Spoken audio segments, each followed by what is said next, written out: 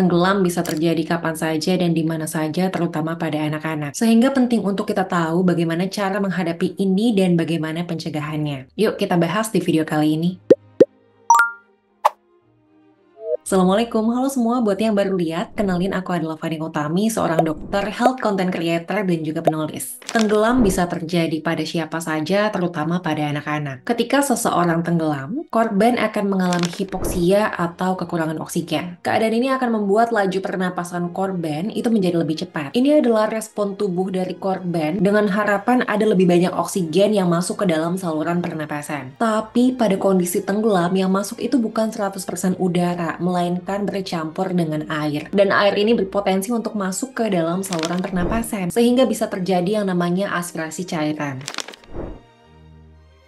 Kalau kamu melihat ada orang tenggelam, maka pertama kali yang perlu dilakukan itu adalah jangan panik. Ya paham, walaupun dalam situasi dan kondisi kayak gini, kadang otak kita butuh waktu lebih lama untuk memproses apa yang sedang terjadi. Dan ketika udah sadar itu tiba-tiba ngeblank, panik dan gak tahu harus apa. Tapi penting banget untuk berusaha sekuat mungkin supaya nggak panik. Supaya pikiran tetap jernih dan tetap bisa berpikir apa yang harus dilakukan selanjutnya. Step selanjutnya adalah dengan cepat dan teliti melihat lokasi kejadian dan gunakan prinsip 3A. Pertama, aman diri. Pastikan diri aman ketika mau menolong. Kedua, aman pasien. Pastikan pasien atau korban tenggelam itu aman ketika mau ditolong. Ketiga adalah aman lingkungan. Pastikan juga lingkungan di sekitar diri dan juga di sekitar korban itu aman dari hal-hal yang berbahaya. Langkah berikutnya adalah tolong korban dengan cara reaching, throwing, atau rowing. Kalau teman-teman memang jago berenang dan kondisinya memungkinkan, maka bisa dengan menggunakan reaching atau berenang mendekati korban, lalu menyelamatkannya secara langsung. Tapi kalau teman-teman nggak bisa berenang dan saat itu kondisinya nggak ada siapapun di sekitar, atau kalaupun ada seseorang di sekitar tapi nggak bisa berenang juga, maka yang bisa dilakukan adalah rowing. Atau maksudnya adalah melempar sesuatu yang sekiranya bisa menolong korban, seperti misalnya pelampung atau tongkat panjang. Bisa juga dengan cara rowing kalau di sekitar situ ada perahu yang memungkinkan teman-teman untuk mendayung perahunya mendekati korban dan menyelamatkan korban. Setelah korban tenggelam berhasil dibawa ke darat atau keluar dari air, segera lakukan BHD atau bantuan hidup dasar. Pertama, periksa apakah korban merespon atau tidak. Jika tidak ada respon, maka segera panggil bantuan orang terdekat. Atau kalau teman-teman pegang handphone, bisa juga langsung telepon nomor darurat setempat. Ini penting dilakukan sebagai bentuk antisipasi jika nanti korban setelah diselamatkan ternyata butuh penanganan yang advance. Ketiga, jika korban tidak bernafas dan tidak teraba nadi, maka langsung lakukan CPR. Tapi kalau teman-teman udah lihat nih korbannya nggak bernafas dan teman-teman itu nggak yakin, nggak bisa nih ngeraba nadi, kira-kira ada nadinya atau enggak ya. Nah, kalau nggak yakin kayak gitu, langsung aja lakukan CPR. Kenapa? Karena pertolongan CPR itu harus diberikan secepat mungkin untuk menghindari terjadinya perburukan. Cara CPR-nya adalah letakkan tangan bagian sini di dada korban, lalu letakkan tangan yang lain di atas tangan yang ada di dada korban. Jadi posisi tangannya menumpuk di dada korban. Kalau sudah, langsung lakukan kompresi secara cepat dan juga keras. Kecepatannya itu adalah sekitar 100 sampai 120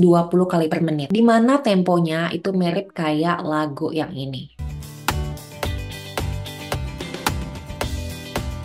Bisa diikutin. Teman-teman juga bisa kasih bantuan napas 2 kali setelah melakukan kompresi 30 kali. Bantuan napasnya bisa mouth to mouth, mouth to nose, atau juga pocket mask ventilation, atau menggunakan bantuan masker. Kapan ini diteruskan? Ini diteruskan sampai bantuan medis atau paramedis datang, yang tadi sudah dilakukan di tahap awal, yaitu panggil bantuan, atau korban merespon kelihatan mulai bernapas, ditandai dengan batuk-batuk, atau tiba-tiba keluar air dari mulutnya. Untuk teman-teman yang tertarik belajar dan juga praktek langsung terkait dengan teknik penyelamatan korban tenggelam, teman-teman bisa mengikuti pelatihan water rescue dan juga BHD atau bantuan hidup dasar. Tentunya ini adalah skill yang sangat penting, tapi kita harapkan tidak akan kita gunakan karena kita tidak berharap ada korban yang tenggelam. Terkait pelatihannya, kalau di Indonesia itu bisa cari infonya dari PMI setempat atau BPBD setempat, karena biasanya sering nih ada pelatihan-pelatihan yang biasanya juga kerjasama dengan institusi atau lembaga yang lain.